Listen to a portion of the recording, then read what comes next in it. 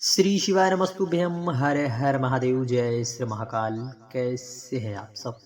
इसके लिए हर बार की तरह श्री शिवाय नमस्तुभ्यम या फिर ओम नमः शिवाय लिखकर आप कमेंट्स के जरिए हमें जरूर भेजिए। श्री शिवाय नमस्तुभ्यम। हर हर महादेव। देखिए, हमारे सनातन वैदिक धर्म में नित्य एक ना एक पर्व होते हैं और आप सभी लोग जानते हैं कि जब से पूज्य गुरुदेव का सानिध्य मिला है तब हमें संपूर्ण पर्वों की जानकारियां सोशल मीडिया के माध्यम से प्राप्त होती रहती हैं। आप नित्य भगवान देवाधिदेव महादेव के मंदिर तो जाते होंगे, क्योंकि पूज्य गुरुदेव के सानिध्य में हमें भगवान देवाधिदेव महादेव की कृपा मिली।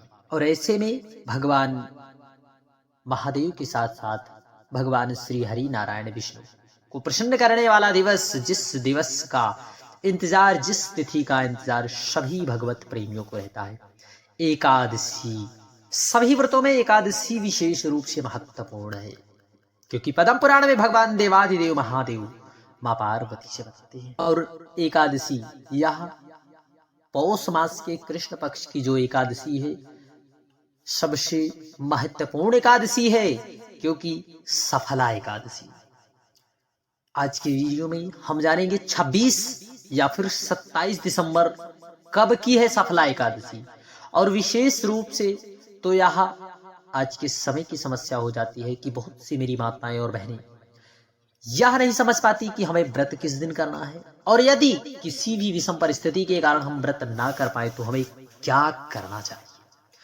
3 बार बोल देने मात्र से आपके पितृ आप पर प्रसन्न हो जाएंगे। कौन सा मंत्र है, कौन सा शब्द है कि हमें 3 बार अवश्य बोलना चाहिए, विशेष रूप से जब जब एकादशी की तिथि आवे।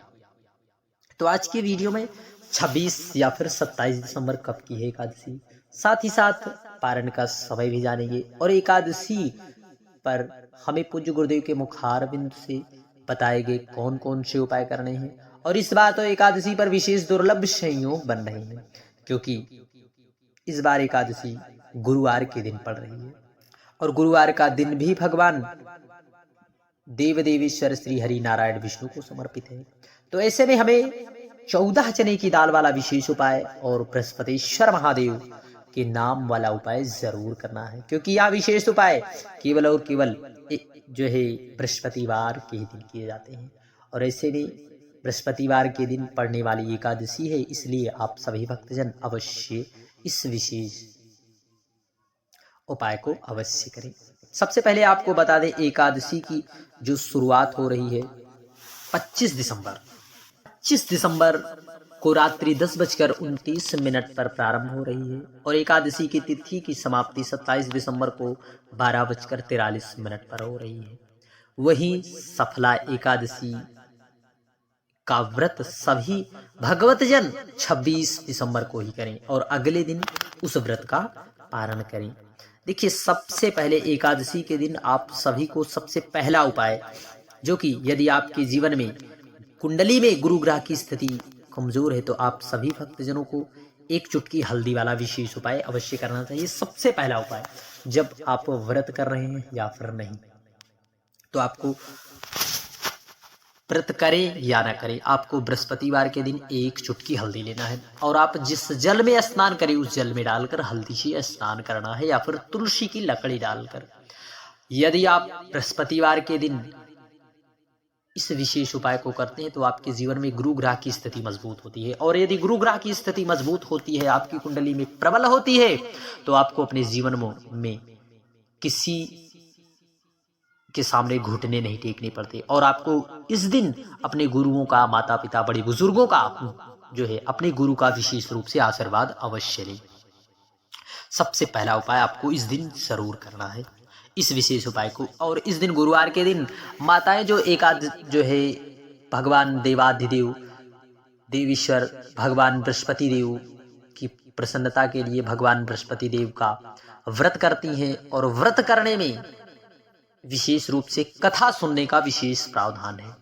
आपको कथा सुनना है, और इस दिन यदि आप एकादशी के महात्म्य की कथा को श्रवण करती हैं तो इस व्रत का पुण्य फल कई गुना आपको अत्यधिक प्राप्त होगा।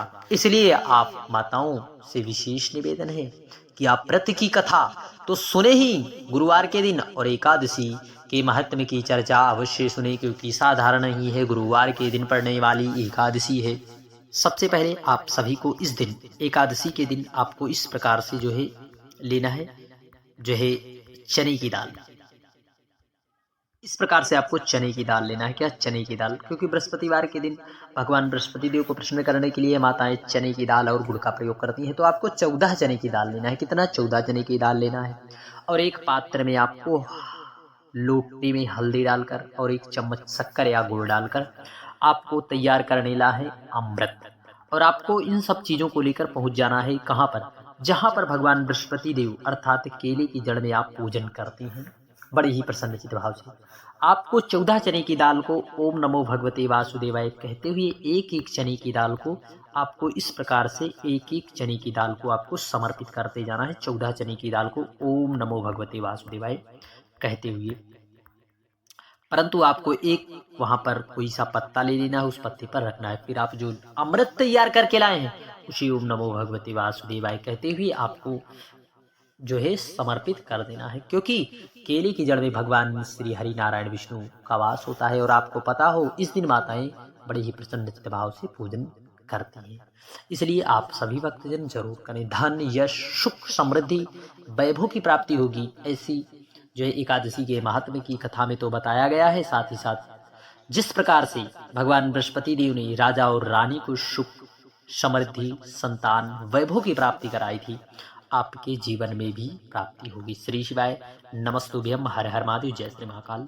अब जानते हैं कि कौन जो व्रत ना कर पाए उन्हें कौन से शब्द बोलना है। निश्चित है आपके पितर आप पर जरूर प्रसन्न होंगे। आपको एक पात्र में जल लेकर जाना है, गंगा का जल। आपके पास हो या फिर ना हो तो थोड़ा सा ही हो, परंतु गंगा का जल हो। और जब जब एकादशी की तिथि आवे तो आपको उस जल को लेकर पहुंच जाना है भगवान देव देवेश्वर देवादिदेव महादेव के मंदिर। एकादशी की तिथि पर आपको 3 बार क्या बोलना है? स्वधा स्वधा स्वधा। 3 बार आप स्वधा सुधा बोलकर आप जल जब समर्पित करते हैं तो वह जल भगवान देवादिदेव महात पर, तो वहां से माँ पार्वती के हस्तकमल पर जाता है। तो माँ पार्वती वह जल पितरों के देवता को वह जल प्रदान करती हैं अपने जो है, तो वह जल हमारे पितरों तक जरूर पहुंचता है। और स्वधा स्वधा कहते हुए यदि जल समर्पित किया जाता है तो वह भाग हमारे पितरों तक पहुंचता है। और जब हमारे पितरों तक पहुंचता है तो यदि हमारे पितर तृप्त रहते हैं, यदि हम किसी भी तिथियों पर अपने पितरों को ना याद कर पाए, यदि एकादशी तिथि पर अपने पितरों को यदि याद कर लेते हैं तो हमारे पितर हम पर प्रसन्न हो जाते हैं। और आपको पता हो कि देव दुर्लभ है वह चीज, परंतु यदि हमारे पितर प्रसन्न हो जाएं तो देवताओं को जो चीजें दुर्लभ है वह चीजें हमें हमारे देवता अर्थात हमारे पितृ देवता हमें प्रदान कर देते हैं। इसलिए हमें अपने पितरों के निमित्त इस विशेष उपाय को जरूर करना है। 3 बार सदा सुदा कहते हुए आप जल एकादशी की तिथि पर जरूर समर्पित करें। और अपने जीवन में आप भौतिक क्षेत्र, आध्यात्मिक क्षेत्र या फिर किसी भी क्षेत्र में सफलता पाने के लिए इस सफला एकादशी पर आप जरूर करें। इस विशेष उपाय को करने से आपके जीवन में भगवान देव देवेश्वर की कृपा जरूर होगी। श्री शिवाय नमस्तुभ्यम, हर हर महादेव, जय श्री महाकाल। जो भी व्रत कर रहे हैं या फिर नहीं, तब भी आपको इस विशेष उपाय को जरूर करना है। और इस दिन विशेष रूप से पीली चीजों अर्थात पीले फल और पीले पुष्प को भगवान श्री हरि नारायण पर समर्पित करना चाहिए। और साथ ही साथ आपको पीले फल समर्पित करना चाहिए। और इस दिन पीले फल का दान आप जरूर करें। और हल्दी आप भगवान श्री हरि नारायण को समर्पित करें। पीले फल, पीले वस्त्र आप किसी भी जरूरतमंद को दान करने से आपके जीवन में गुरु ग्रह की स्थिति मजबूत होती है। श्री शिवाय नमस्तुभ्यम, हर हर महादेव, जय।